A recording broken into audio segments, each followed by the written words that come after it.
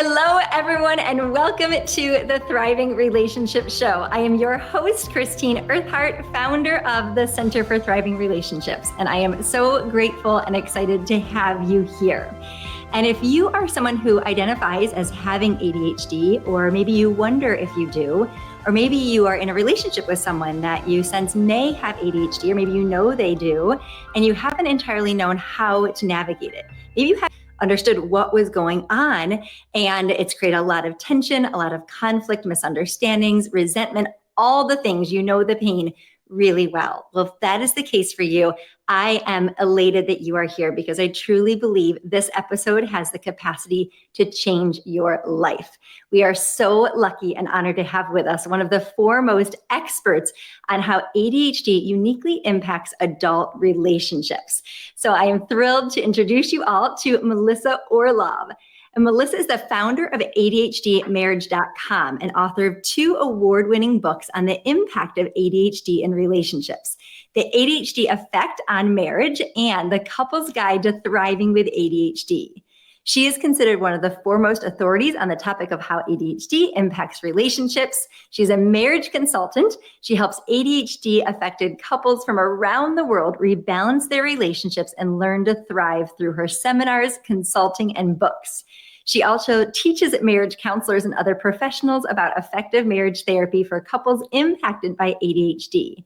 Orlov blogs for Psychology Today and at ADHDmarriage.com, where she also hosts a large community of adults learning about ADHD in relationships. She has been interviewed by many, including the New York Times, CNN, Today, and U.S. News and World Report.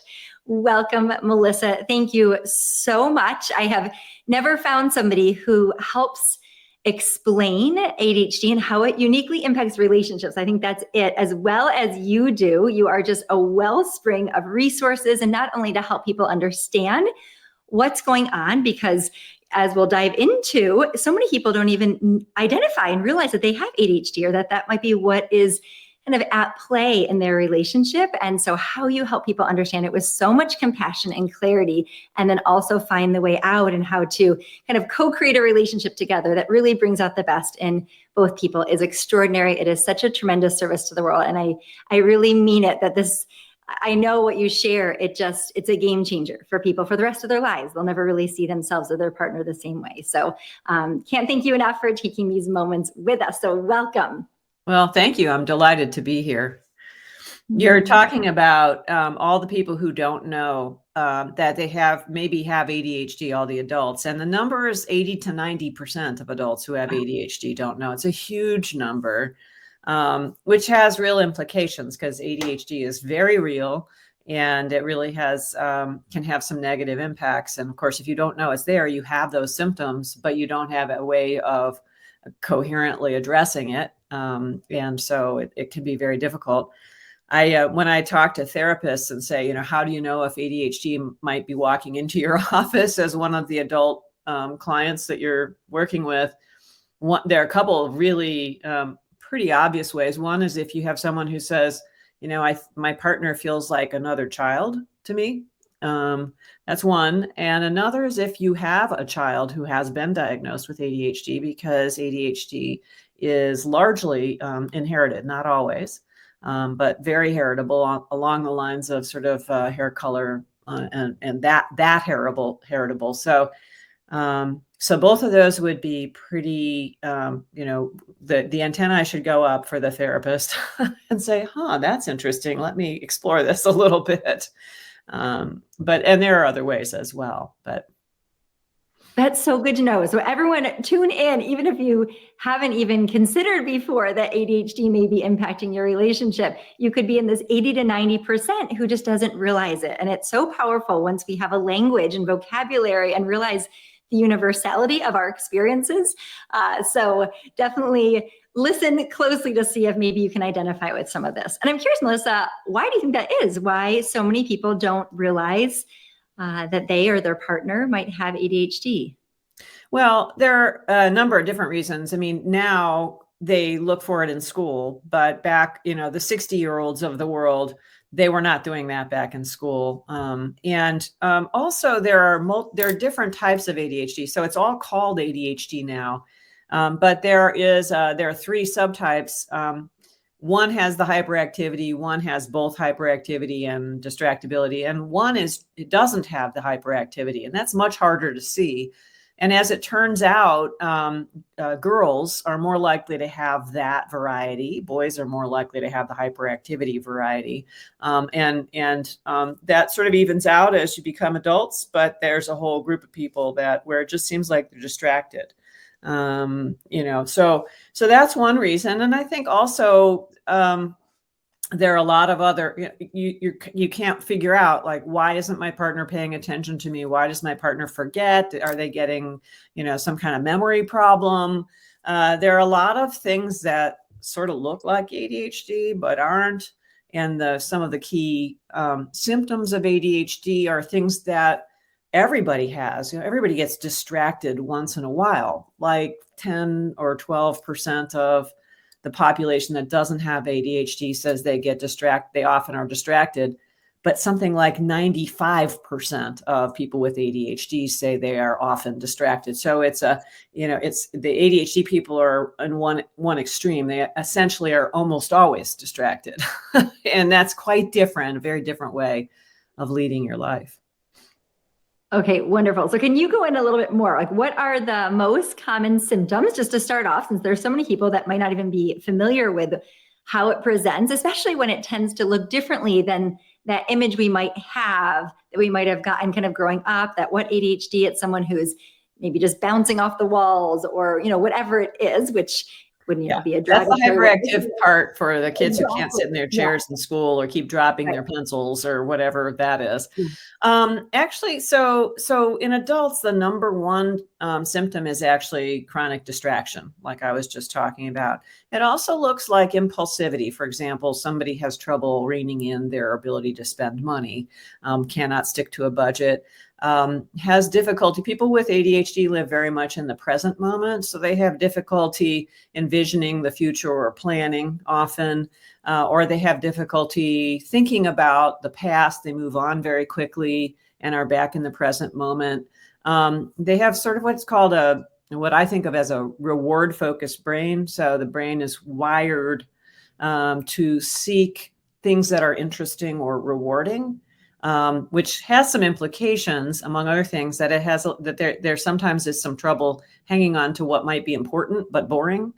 So you sort of see those kinds of things in adults. In relationships, there turns out to be kind of a struggle around tasks, typically, whether or not there's an even balance, and that's not diagnostic for ADHD. You can read a lot of articles about cognitive load and how women take on more of the tasks in the household and et cetera.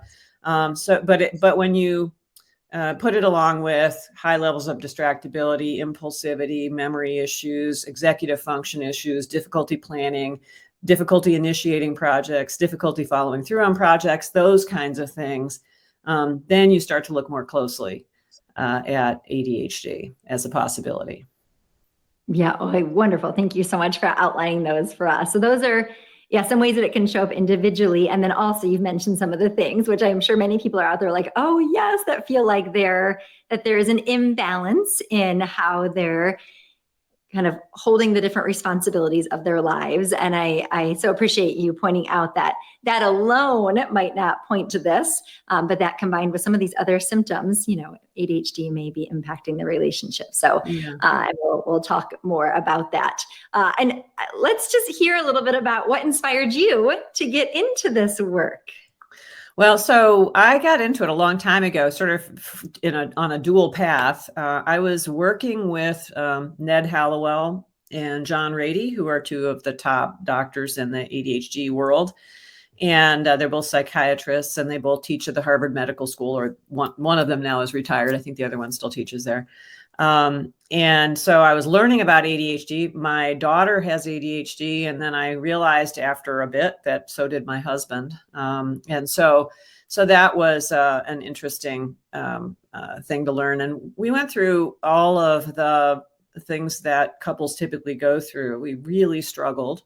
I felt very lonely in the relationship. I felt as if he was never paying any attention to me. He was always chronically distracted. And in fact, that was what was going on.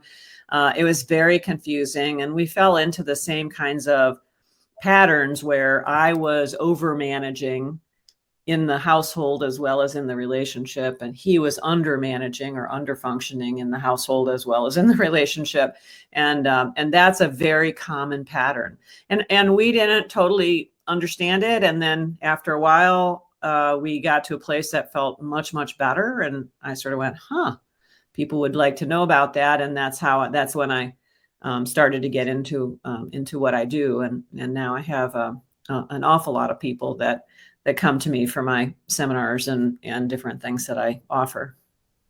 Beautiful. Thanks for sharing that. And it's so illuminating to discover that that's what it is, because so many things in relationships, right? We tend to take it personally, and we interpret, whatever our partner is doing in a certain way, oftentimes to suggest that they don't care about us or they're doing something intentionally. And so you talk about this kind of stimulus response, kind of the common patterns that couples will fall into, where it's not only the partner who, has the ADHD, but also the non-ADHD partner, and how easily couples can spend probably decades, right, in these really, really devastatingly painful patterns, just because there's a kind of a lack of understanding what's really going on. We think it's a personal.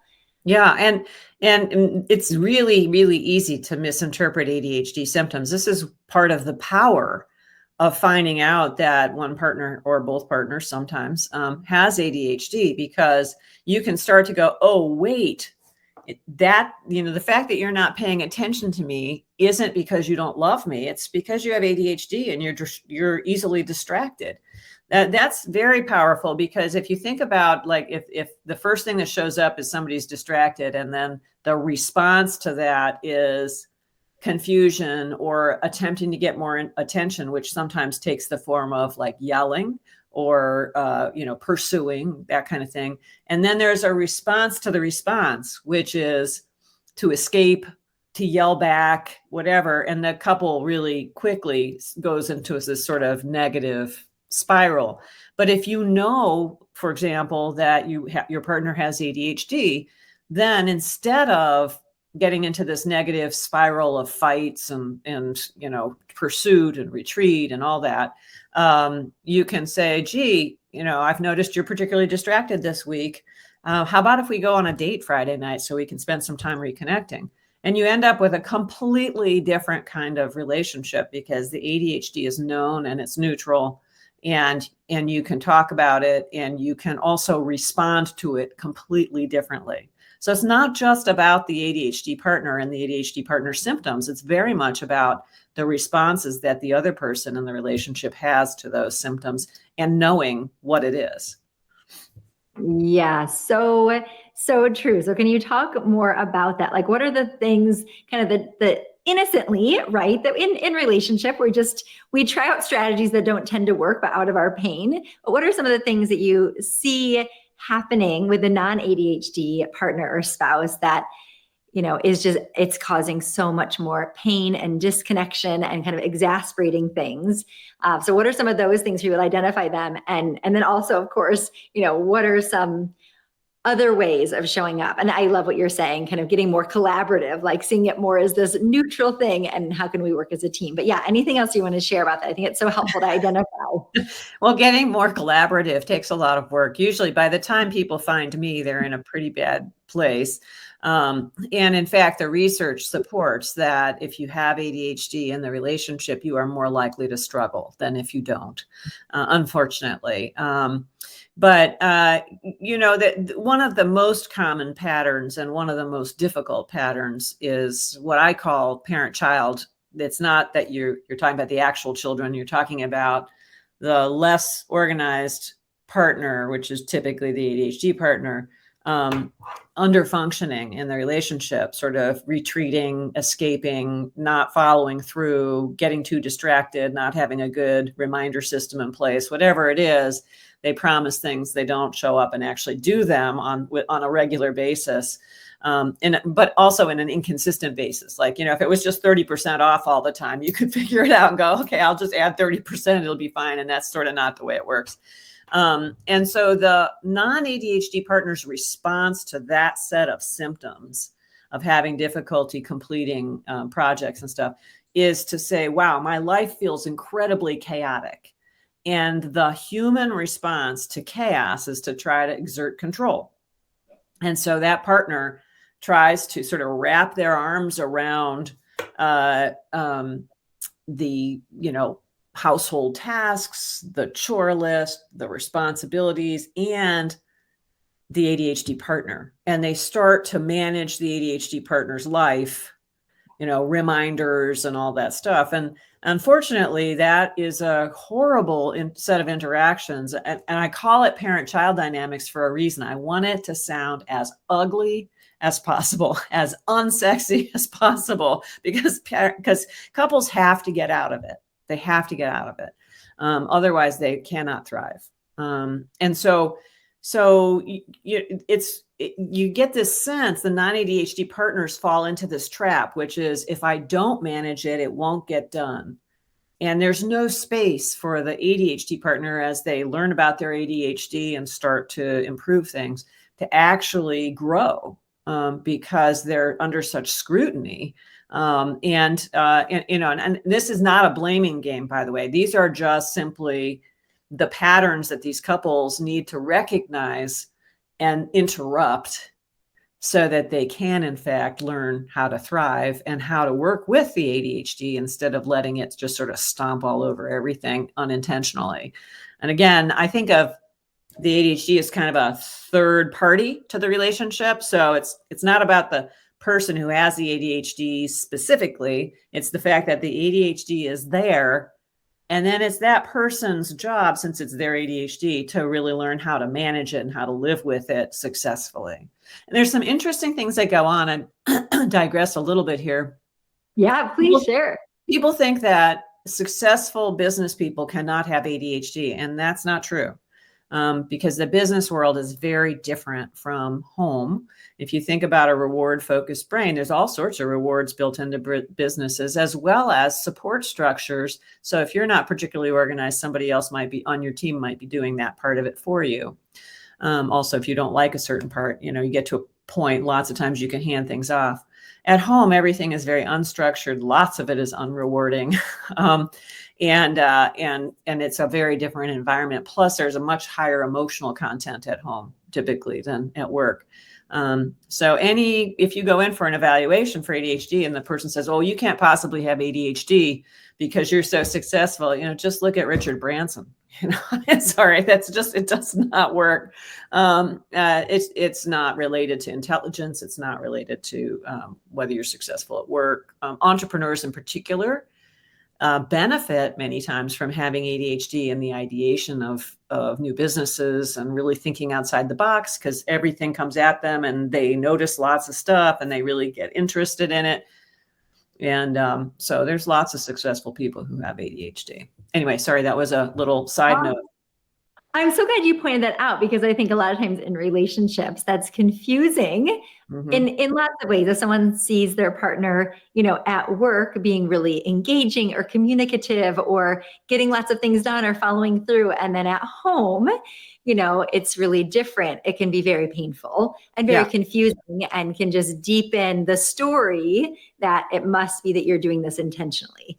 Whereas what you're saying, and the other story that it deepens before you really understand the ADHD and also understand not to blame each other is that the person who has the ADHD says, see, I'm so successful at work. It must be the fact that you are so mean to me or that you're so angry or that you're always trying to control me. It's your problem, not my problem. So, understanding how it shows up, the sort of stance of the over-functioning non-ADHD partner is often, before they find out that this doesn't work for them, is often pushy or controlling or nagging or frustrated, lots of resentment that comes out. Why can't you do this? Why, those kinds of things.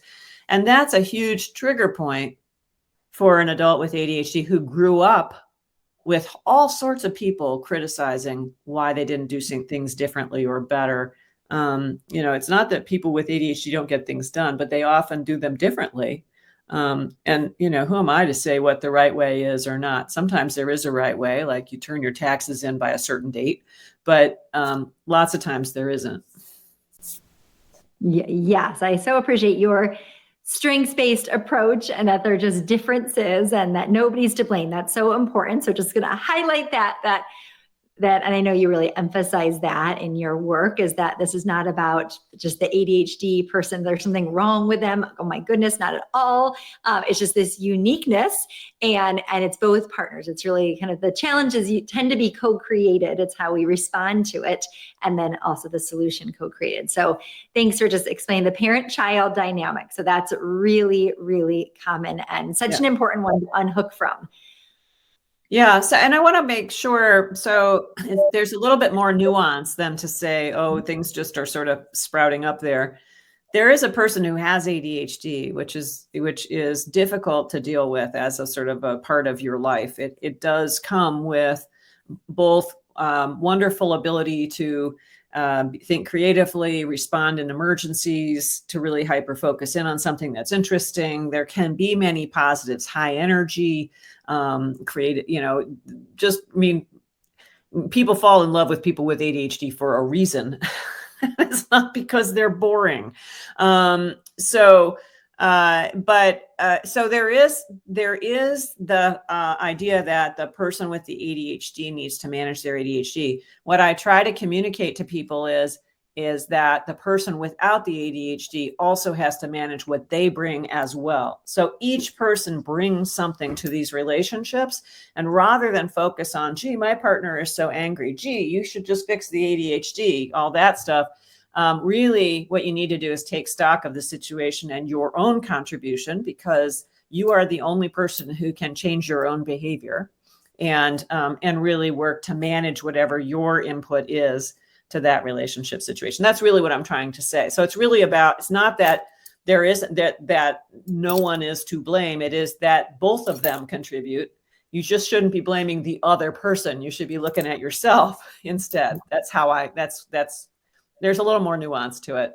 Oh, I appreciate that so much. You just validating and recognizing that it tends to present a real challenge. Would you say that when ADHD is present, it's most often it contributes to some challenges in relationships?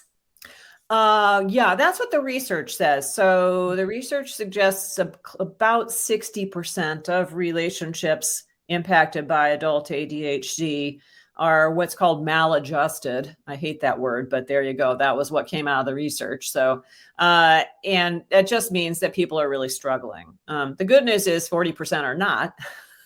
And, all relationships struggle. But the view that I see, again, because people find me when they're really in deep trouble, is that some of these struggles are really painful. They've been going on for a long time. Some people describe it as kind of a roller coaster. I used to talk about I should now, instead of calling him my husband, I should call him my ex-husband, because we did get divorced this year. I used to call him consistently inconsistent. And that's part of the ADHD. It isn't that he didn't want to do the things that he was promising to do. It's just that he didn't do them some of the time, some good part of the time. And that was very frustrating. And there is a lot of emotional content, a lot of triggering in these relationships that is very difficult to navigate.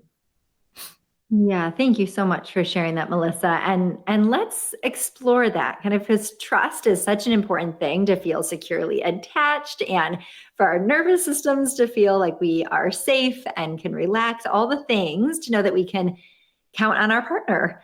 And given just some of the common symptoms of ADHD, reliability, can be more of a struggle. And so can you share more about that? If a couple is out there and they feel like they can't count on their partner, they don't want to be in the parent-child relationship. Nobody really wants that dynamic, right, but they're like, gosh, I feel like I can't count on my partner. So I just keep over functioning and I feel like I have to be hyper vigilant, So yeah, how does trust, do you find, is it impacted, and what's kind of the roadmap to healing and repairing trust? Well, trust is definitely impacted. One of the sort of famous relationship researchers out there is John Gottman. I know you know him. Your listeners may not, but anyway, he's very well known. He's done a lot of very high quality research on what makes a healthy relationship. And he did take a big look at trust, and he came up with what he calls his trust equation, which sort of has two parts. And the first part of it is transparency, which he defines as essentially, you've got my back. You say you're going to do, you're honest, you don't lie, you say you do what you say you're going to do. And of course, when you have ADHD, that doesn't happen. Even if you're managing it, it doesn't happen all the time. And I am unwilling to say that because you have ADHD, you are untrustworthy. That's just not true. So you really have to look at what trust looks like for couples impacted by ADHD, and how you manage, how you discuss that ADHD, and how the ADHD partner acknowledges it and is willing to say, yes, I do have ADHD. Yes, it does make a difference. We're working on this together as partners. And okay, I did not manage to do the thing on Tuesday night that I promised I was going to do on Tuesday. However, I'm letting you know that now. And Thursday, I'm going to do it between 6 and 8 or whatever the new updated plan is. That helps. That kind of transparency and ownership helps take care of some of the inconsistencies that come with ADHD. That can be hard to get to if the person with the ADHD is in this highly emotional state where, anytime you say anything like, for example, they forgot to do it on Tuesday, it's now Wednesday morning, and they feel embarrassed. Or, shame is a big part of adult ADHD. Because there's all this pressure to perform like everybody else does without as much effort as it takes them. And so because they often forget things or don't perform the same way, there's a lot of shame, and it's easily triggered. And so they might decide, for example, I'm just going to not tell anybody about the fact that I didn't do it Tuesday night, and I'm just going to try to make it better.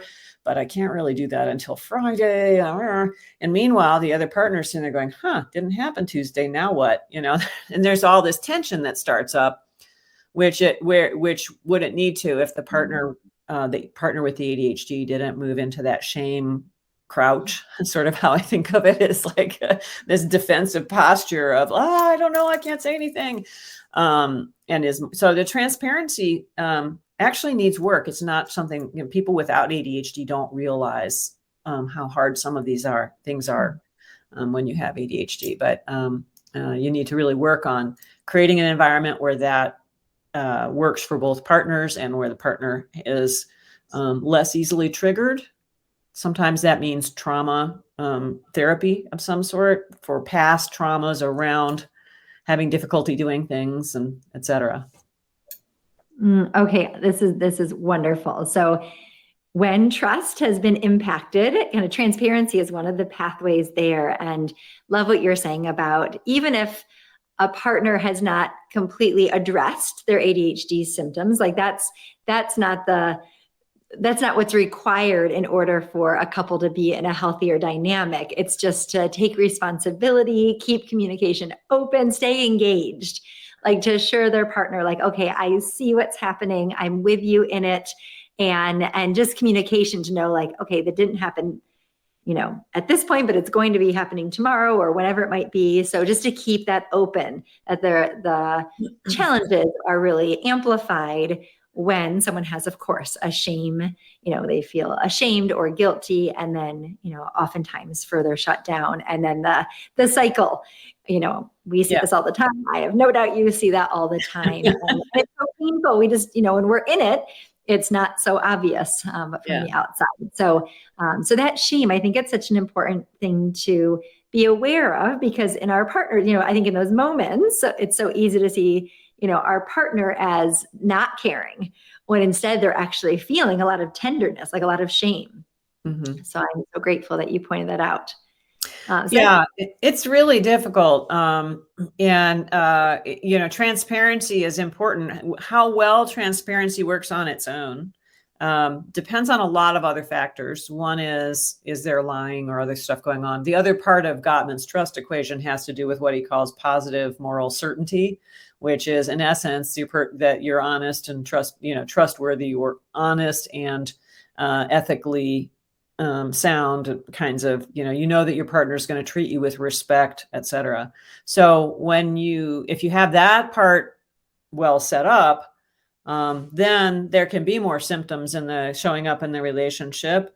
As long as the communication is strong. It's hard to get to that place where the communication is strong, because that defensive crouch is really very hard to get around. And again, sometimes people need therapy for it, and like cognitive behavioral therapy or trauma therapy or something like that, where they can really learn how to tell themselves other stories besides, oh, my partner's out to get me, which is a big story they tell themselves. And that's part of that parent-child dynamic. It's part of why it's so destructive. If you are going after your partner regularly to try to get them to do stuff, and you so easily trigger this shame response because they're not consistently doing it, then you become the enemy. You become the person they don't want to interact with, because interacting with you brings on these feelings that are so hard to deal with. And people who are saying, oh, yes, well, if I don't really keep on my partner, he or she won't do it, are thinking about the task rather than the relationship and the person. And it's so easy to do that and so hard on the relationship, on both partners. Okay, this is great. So what do you like, if you could have both partners like really understand something about the other as far as how they show up for one another to get them to a place that their defenses kind of soften, what are the things that you wish so much both partners would really understand about each other? Well, I think they first have to get this full education about ADHD and its impact, what I call the ADHD effect, and the responses. So there needs to be a full awareness. Yes, there you go. That's one way to do it. Highly enough, everyone. If you're watching, you can see me holding it up. If you're just listening, the ADHD effect on marriage. You can get this just about anywhere. Melissa's brilliance. It is the roadmap. So that's really important, because it really creates insight that you might not have had.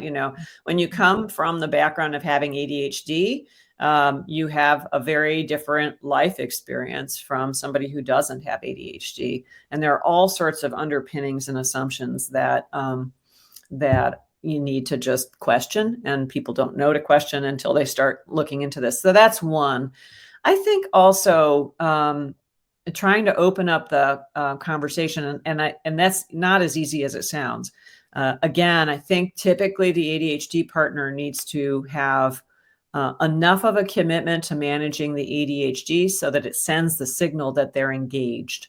When you have a chronically distracted partner, they don't seem engaged particularly. So the effort to manage the ADHD, rather than saying, this is who I am, lump it or leave it, is actually a really important communication for that other partner who's struggling to accommodate those ADHD symptoms in their life. They're not their symptoms. So it is accommodation of their partner's symptoms. So there is a management component to it. And I would never say, yeah, no, don't worry about managing your ADHD. If you just figure out how to talk to each other, it'll all work out. That isn't the way that it actually functions. You do need to manage the ADHD to a place where it's good enough. You're never going to be non-ADHD. You wouldn't necessarily want to be non-ADHD.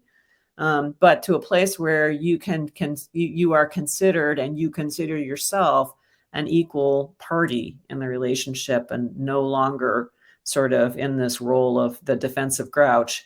And also so that you give permission to the other partner and the communication of, yes, I am engaged. Yes, I am trying.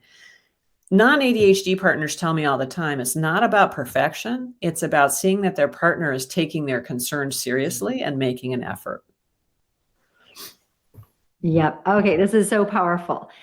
So one of the most important things that a couple can do, especially when they're starting out, is really educate themselves about ADHD, together, separately, so they understand. And I so appreciate what you're saying about it's not enough just to learn communication tools. It's really the ADHD needs to be addressed, doesn't need to be perfect, but to feel like you're really making progress together. Like that alone will help to just relax and probably set the non-ADHD partner up for success in order to be more positive, encouraging, all the things, kind of step back and let go. And stop controlling, right? You don't have as much that's falling apart that needs to be controlled.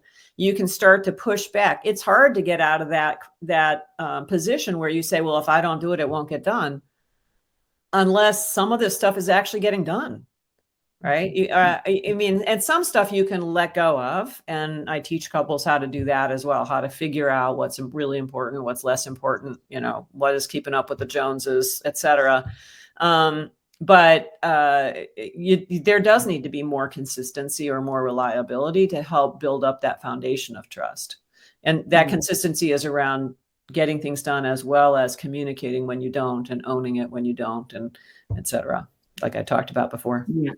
So there's no replacement for that, actually having actions that are providing evidence that things are really improving. Yes. And that goes in both directions, by the way, because the wish of pretty much every ADHD partner that I've ever run into is, could my partner just like lighten up so that I have some space and I can work on this. And so there's a great deal of anxiety. I talked about shame on the ADHD partner side. One of the emotions that many non-ADHD partners run into and sort of builds up as they're in this chaotic situation is anxiety. They never feel like they always feel like they're on alert, that they have to wait to see if some ball's going to get dropped somewhere, if the kids are going to get picked up, or if the taxes are going to get paid, or the lights are going to go off, or whatever the thing is that they're worried about. And so the anxiety contributes to the problems that the couple is having. It tends to be difficult for non-ADHD partners to relax. So managing the ADHD symptoms helps with that, but the non-ADHD partner definitely also has to overtly work on managing their own anxiety issues, learning how to, what to pay attention to, what not to pay attention to, et cetera. Yeah, it makes so much sense. Really powerful. So hopefully those of you that are listening are like, oh my gosh, you can really relate to some of these things. And so if you are in a relationship with someone with ADHD, you might be like, oh my gosh, well, yes, that explains so much of my anxiety. This is normal. You're totally normal. And so it's a combination of learning how to really manage that from the inside out. And then also for the relationship, for both partners to really engage in there being more dependability, more trust that kind of enables relaxation to happen much more easily. So it's such a team approach, how you encourage couples to work through this. So that's awesome.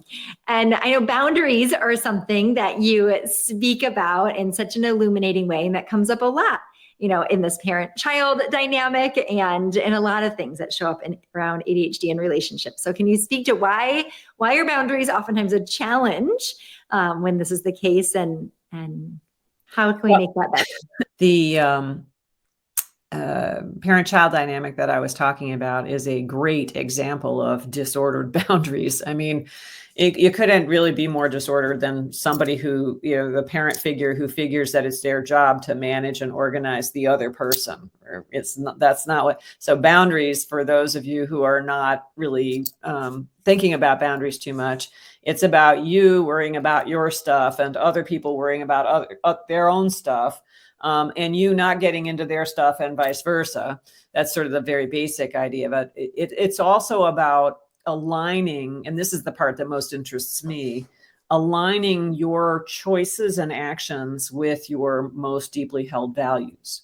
And so, so that you behave in a way that aligns yourself, because again, we are only in charge of ourselves, with those kinds of respect or whatever the things are that you're most interested in, what those values are.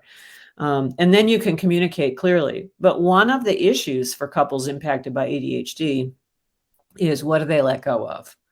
And people say, oh, am I lowering my bar somehow? I'm like, no, actually, I don't see it as lowering your bar. I see it as really understanding what your situation is and organizing yourself in a way to make sure you get what you need for the life that you want to lead, but also accommodating another person. I see that's to me, that's a reorienting of the bar in a way that is loving and caring about both yourself and your partner.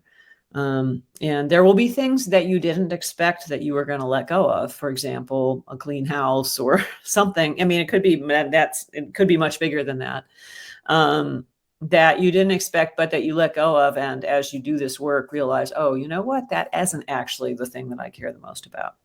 I care about other things more.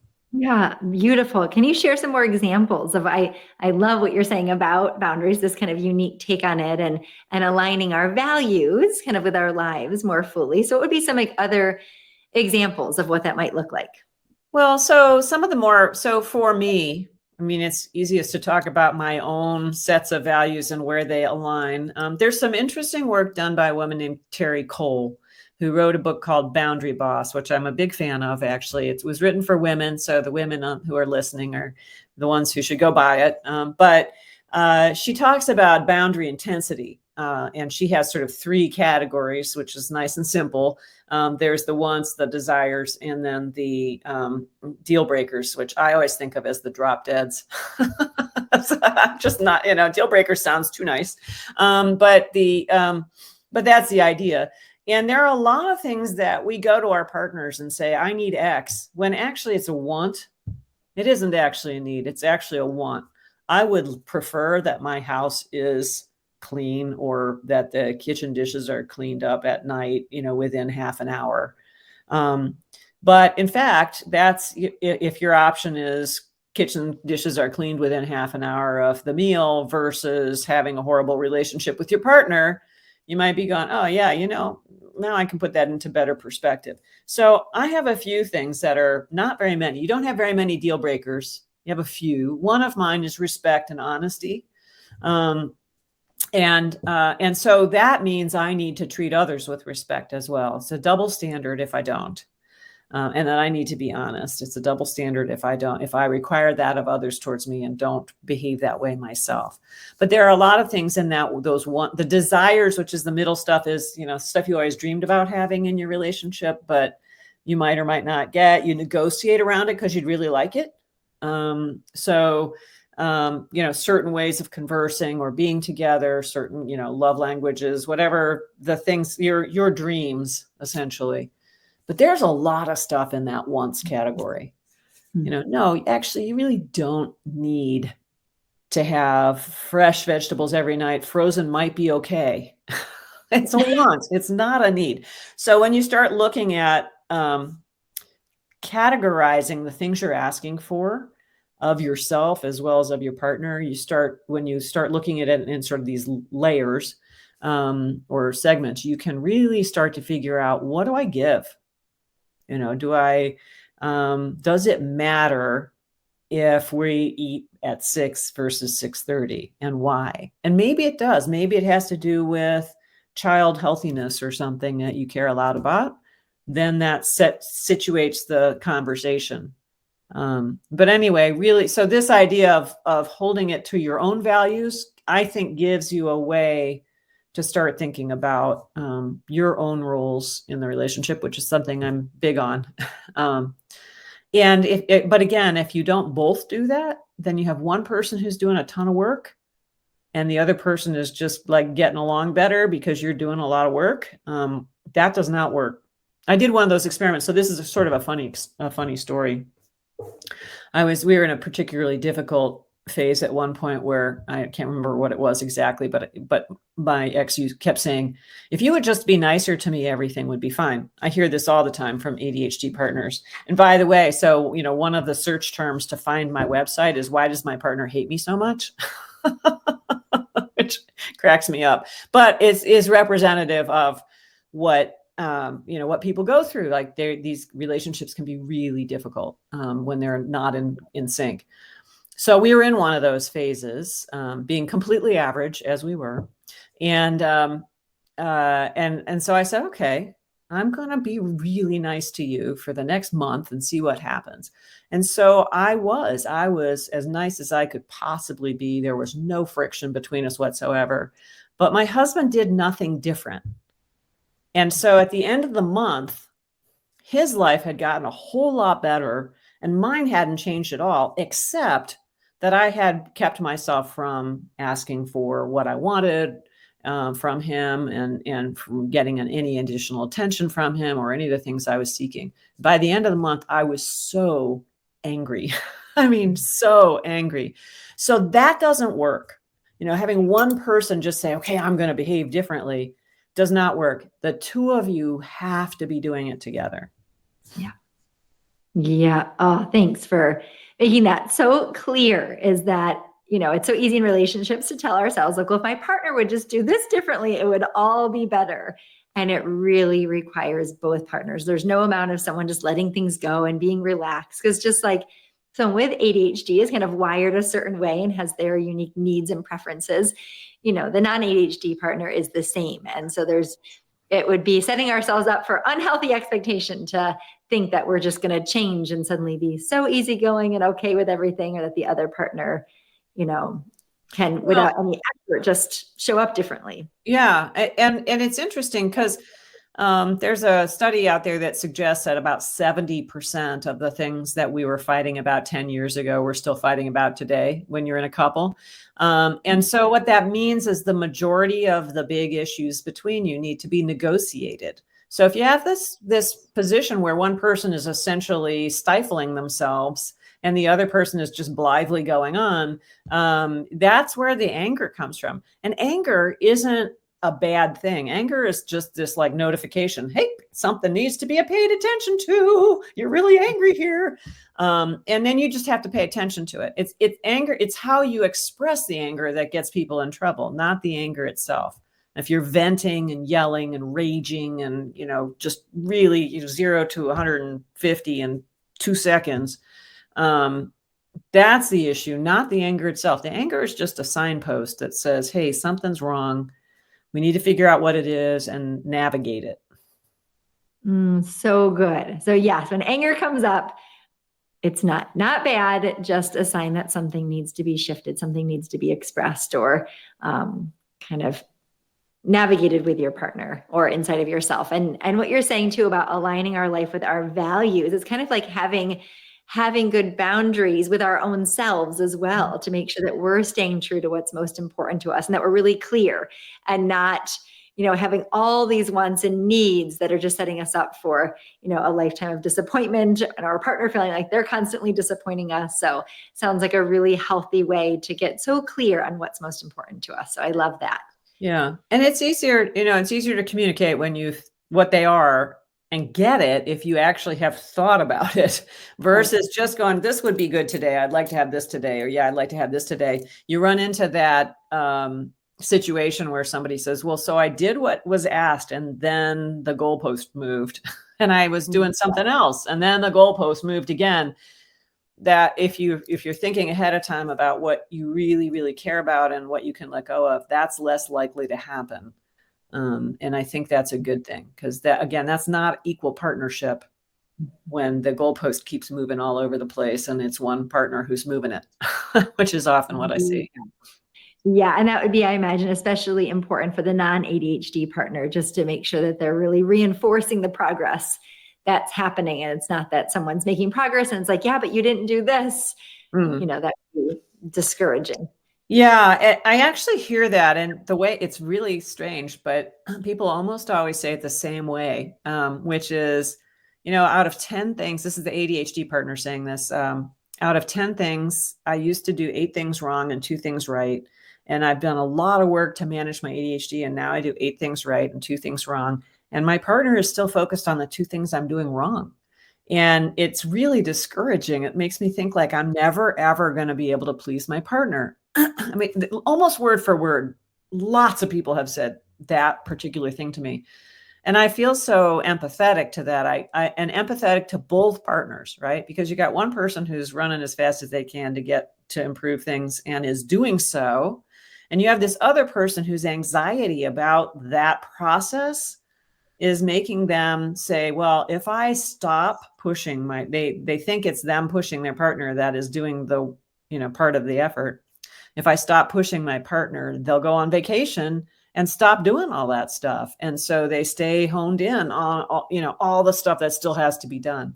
And you can sort of, if you think about that situation, that's so horrible for both of them to be feeling that way.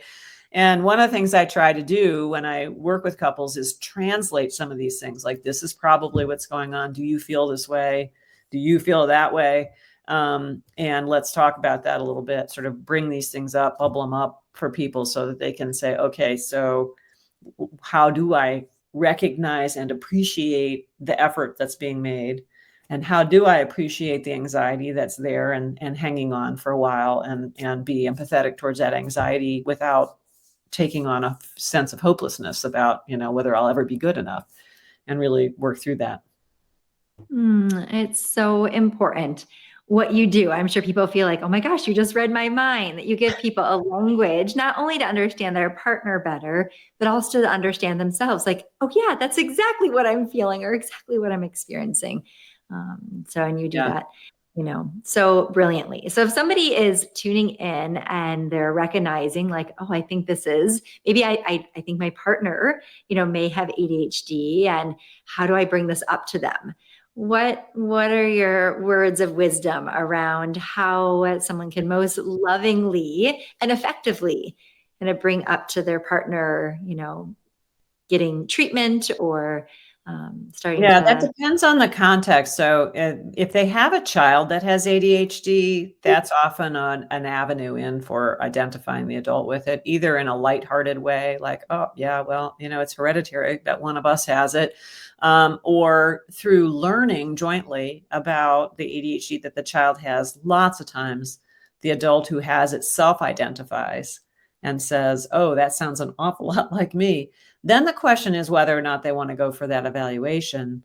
And I always say, absolutely go for the evaluation and know for sure. And that will give you also insight into whether or not you have other coexisting conditions. Because, for example, anxiety and depression both ride with ADHD a lot, like more than 50% of the time, for at least one of those. So there are other things also to be taken care of. So that's one avenue in. I think the worst approach is the sort of full frontal approach. Hey, you've got ADHD, and it's all, this is why there's all these problems with our relationship.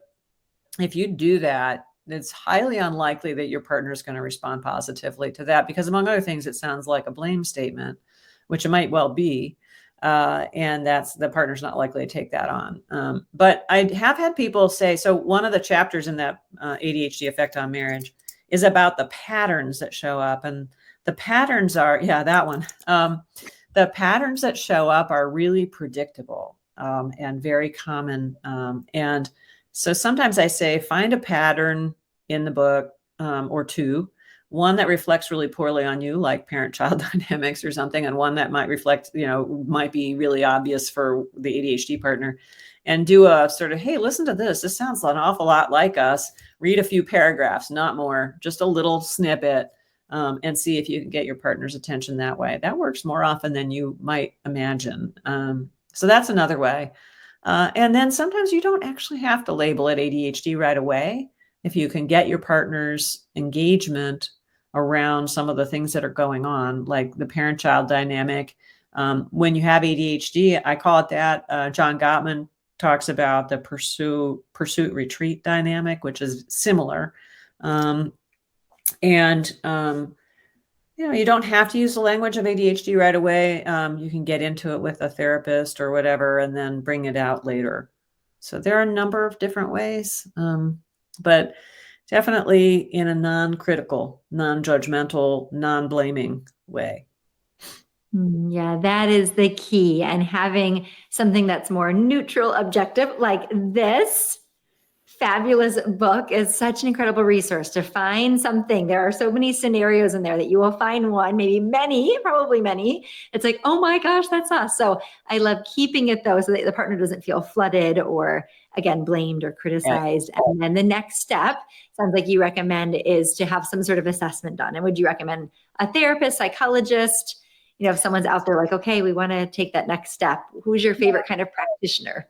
Certainly somebody who's well-versed with ADHD, but also who does a differentiation in their evaluation. So if you just go to like a ADHD pill factory, and there are some of those out there, then they'll just talk about ADHD. But it's really important to understand if you have one of these coexisting conditions as well, because you might choose different kinds of treatments and maybe dual treatments or something. So I think a psychologist or psychiatrist, somebody who does full evaluations, and those typically take a couple of hours at least. They want a full history. Maybe they'll do some computer tests and some other things.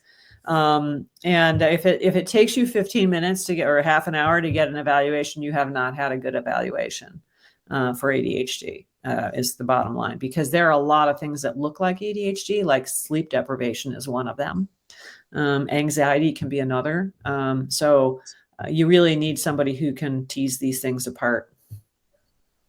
You are such a phenomenal resource of all things ADHD and relationships and much more. And I'm curious, so this is the Thriving Relationship Show. So I love to ask people, from your unique perspective, what do you think a thriving relationship is?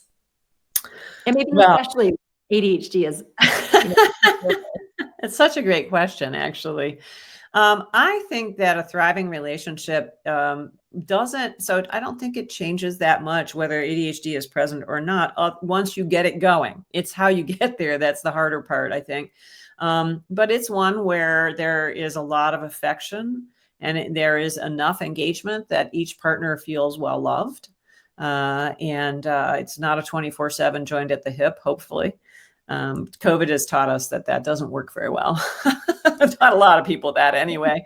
And I think it is one where each partner is embraced as who they are.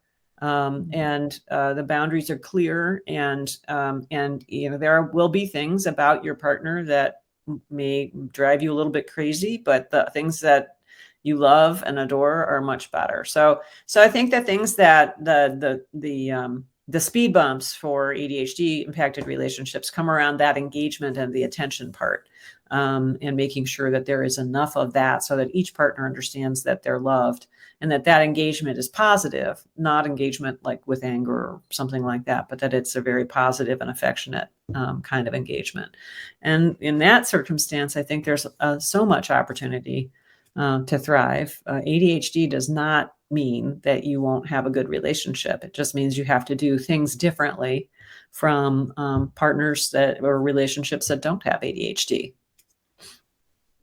So beautiful. And I love your balanced perspective. It's about cultivating love and acceptance while also having a growth mindset and taking responsibility. And yeah, it's what a wonderful description of a thriving relationship. So you've been so generous sharing your wisdom and insights with us. And is there anything else that, for anybody tuning in, that might be having these revelations and realizing like, wow, this is exactly the medicine that I needed for my relationship? And where have you been the past several decades? What are there insights? People ask me that. I've actually been doing this for over a decade, so you can't say the last decade. But I hope that people will, if they're curious about it, that they will come and learn more about it. And probably the best resource is my website or my books. And I do give a seminar for couples 3 times a year. It's an 8-week seminar that I've been giving for a long time now, and a lot of couples have taken and really felt was helpful. It's a good way to sort of rope your partner into really learning more in depth about what's going on, and also having you learn more in depth about what's going on.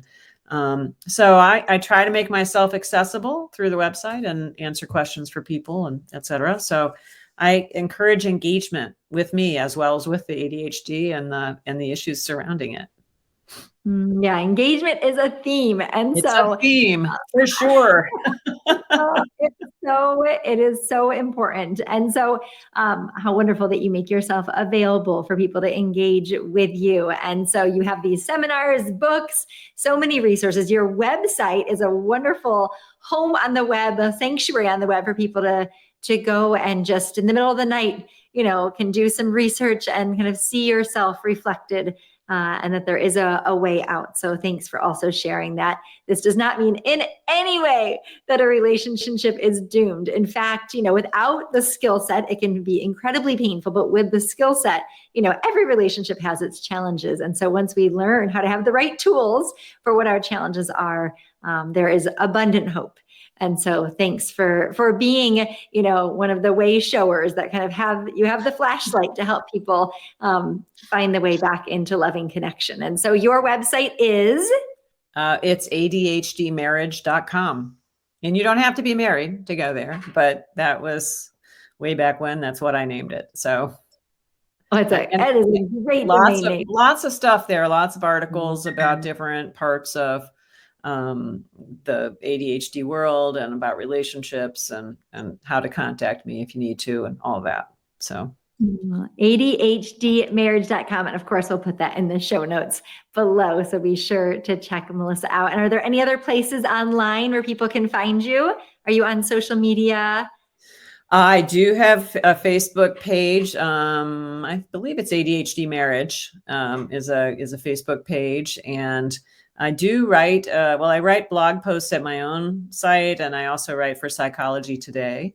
So I have a number of archived posts there as well. So the best place is still my website, but I'm around it. I'm sort of ubiquitous in the ADHD relationship space. So you are the go-to expert.